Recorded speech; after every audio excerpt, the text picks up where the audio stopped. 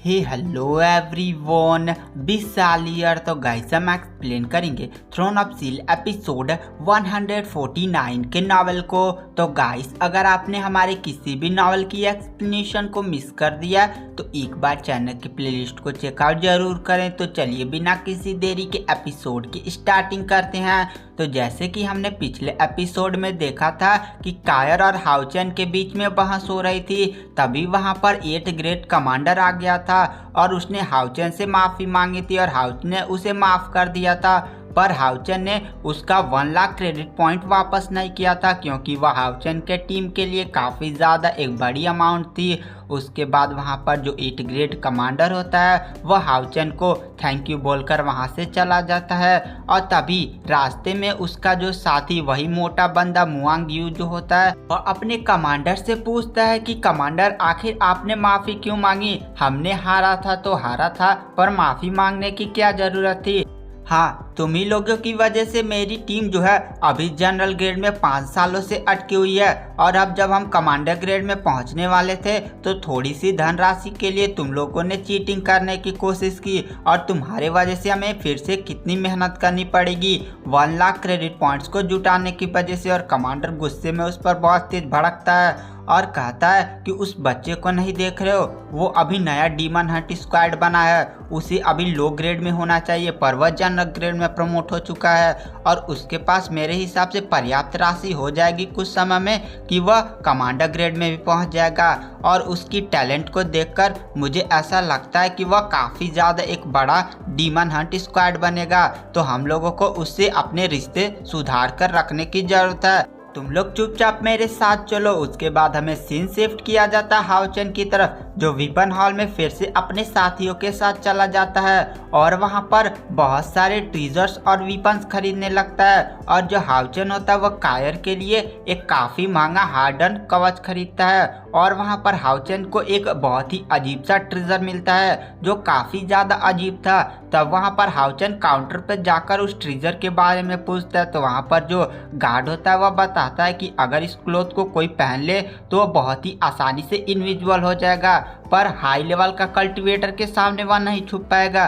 तो हाउचेन सोचता है यह कायर के लिए काफ़ी उपयोगी यंत्र हो सकता है। अगर हम लोग उस बैटल में कहीं भी फंस जाए या घायल हो जाए तो मैं कायर को यह सूट पहना दूंगा जिसके कारण वह अपनी सेफ्टी कर लेगी। उसके बाद जो हाउचेन होता है उस सूट को खरीद लेता है और वहाँ पर जो हाउचेन के सारे टीम मेंबर्स होते हैं वो लोग भी अपनी अपनी शॉपिंग ख़त्म करने के बाद हाउचेन के साथ फिर से विला में चले जाते हैं। उसके बाद जो हाउचेन होता है वह सभी मेंबर से कहता है कि बताइए आप लोगों ने क्या खरीदा, और वह लिलिन से पूछते हैं कि हमारे पास कितनी अभी क्रेडिट पॉइंट्स बची हुई है।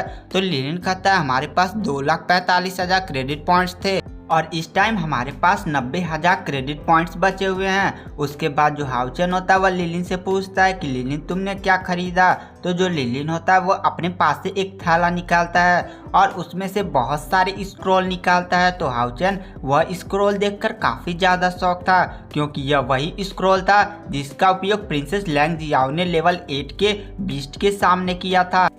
पर वह स्क्रॉल और इस स्क्रॉल में काफ़ी ज़्यादा अंतर था, यह स्क्रॉल वीक लग रहा था। तो हाउचेन कहता हाँ यह एक मैजिकल स्क्रॉल है और मेरे पास ऐसे 10 हैं और इसका यूज करके हम लेवल 6 के कल्टीवेटर को और लेवल 5 के कल्टीवेटर को रोक सकते हैं और इसमें से जो 4 हैं वह लेवल 6 के कल्टीवेटर को रोकने के लिए है और जो 6 है वो लेवल 5 के कल्टीवेटर को बहुत ही आसानी से हरा सकता है। तो हाउचेन यह देखकर काफ़ी ज़्यादा खुश हो जाता है और एक एक करके हाउचेन के सारे टीम मेंबर्स अपने अपने शॉपिंग्स दिखाने लगते हैं। और हाउचेन की टीम में जिसने सबसे ज़्यादा शॉपिंग की थी वह लिलिन था क्योंकि उसने बेचा भी ज़्यादा था और ख़रीदा भी ज़्यादा था। और हाउचेन ने उससे पूछा था कि उसने कितनी सारी पिल्स बेची थी, तो वहाँ पर लिलिन ने लगभग 1 लाख रुपए पिल्स बेचकर ही कमा ली थी और उसी की मदद से वहाँ पर मैजिकल स्क्रॉल जिसकी कीमत 20,000 क्रेडिट पॉइंट्स थी वो भी खरीद लिया था क्योंकि वहाँ पर लिलिन ने जब पिल्स बेची थी तो वहाँ की सारी शॉप से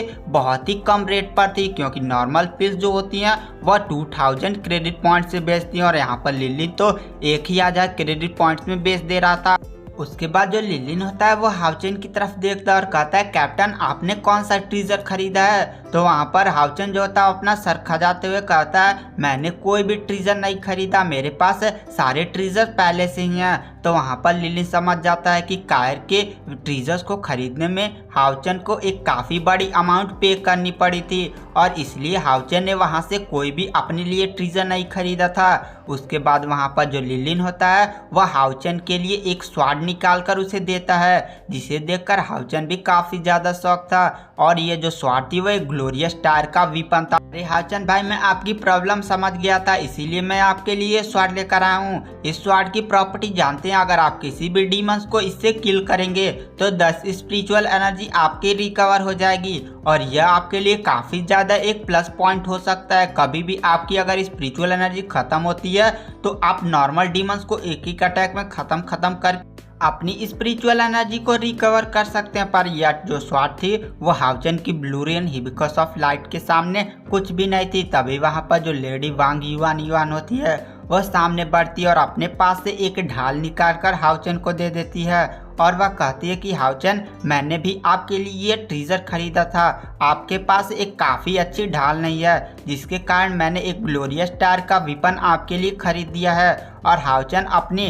टीम से ये सारे गिफ्ट पाकर काफ़ी ज़्यादा खुश हो जाता है और उसकी आंखों में भी आंसू आ जाते हैं। उसके बाद जो हाउचन होता है वह सभी से कहता है कि सारे लोग अब जाकर आराम कर लो, अब हमें कल मिशन के लिए टेम्पल ऑफ अलायंस को रिपोर्ट करना है। उसके बाद वहाँ पर जो सारे लोग होते हैं वह अपने अपने विला में जाकर सो जाते हैं। उसके बाद हमें सुबह का सीन दिखाया जाता है जहाँ पर हाउचन अपनी टीम के साथ टेम्पल ऑफ अलायंस के लिए रवाना हो जाता है और वहाँ पर हाउचन जाकर देखता है कि किंग ग्रेट, कमांडर ग्रेट सारी गाड़ियाँ आकर लगी हुई हैं और उसमें से काफ़ी पावरफुल नाइट सारे लोग इकट्ठा हुए हैं और थोड़ी देर में वो सारे लोग टेम्पल ऑफ अलायंस में इंटर कर जाते हैं और आपस में खुसर पुसर करने लगते हैं कि आखिर टेम्पल ऑफ अलायंस पर कौन सी विपदा आ गई है जिसके कारण सभी डीमन हंट स्क्वाड को बुलाया गया है। और जो हाउचन होता है उसकी नजर वहाँ पर जो हाउचन होता है उसकी नज़रें उन्हीं 6 एल्डर्स की डीमन हंट स्क्वाड की टीम को ढूंढ रही थी जिन्होंने उसे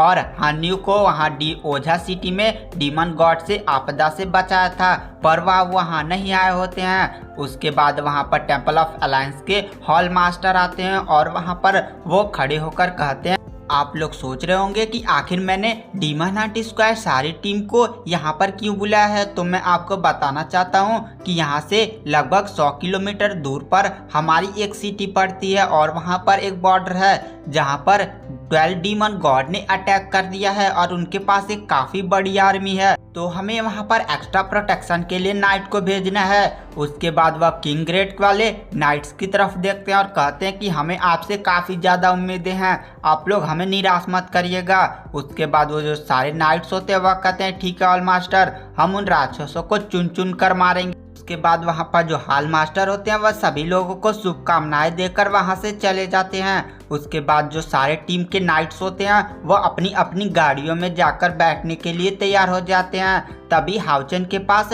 4th ग्रेड कैप्टन युक्सी आता है और हाउचन से कहता है, हाउचन क्या हम आपके साथ चल सकते हैं, हम आपके साथ कोऑर्डिनेट करके उन डीमंस को किल करना चाहते हैं। और गाइस यहाँ पर युक्सी हाउचन की प्रतिभा से काफ़ी ज़्यादा प्रभावित था क्योंकि उसने वहाँ विजिटिंग कार्वन में हाउचन के टैलेंट को देखा था जहाँ पर हाउचन और कार ने लेवल 8 के कल्टीवेटर तक को ढा दिया था। उसके बाद वहाँ पर जो हाउचन होता है उनसे कोऑर्डिनेट कर लेता है क्योंकि उसे बैटल में काफ़ी ज़्यादा मदद की ज़रूरत पड़ सकती है। और इधर हमें सीन शिफ्ट किया जाता है यांग वांग झाओ की तरफ और डाइयान की तरफ जो आपन में कोऑर्डिनेशन बना रहे थे। उसके बाद वहाँ पर जो हाउचन होता है और सारे नाइट्स होते हैं और जो सारे डीमन हंट स्क्वाड होते हैं वो अपनी गाड़ियों में बैठकर उन 12 डीमन गॉड से लड़ने के लिए पहुँच जाते हैं। तो आखिर उस बैटल में क्या होगा, क्योंकि वहाँ पर 12 डीमन गॉड और उनकी पूरी बड़ी आर्मी है, तो वहाँ पर क्या हान्यू उनके सामने आ जाएगा या नहीं, ये सब जानने के लिए आपको नेक्स्ट एपिसोड का वेट करना पड़ेगा। Thank you, bye bye.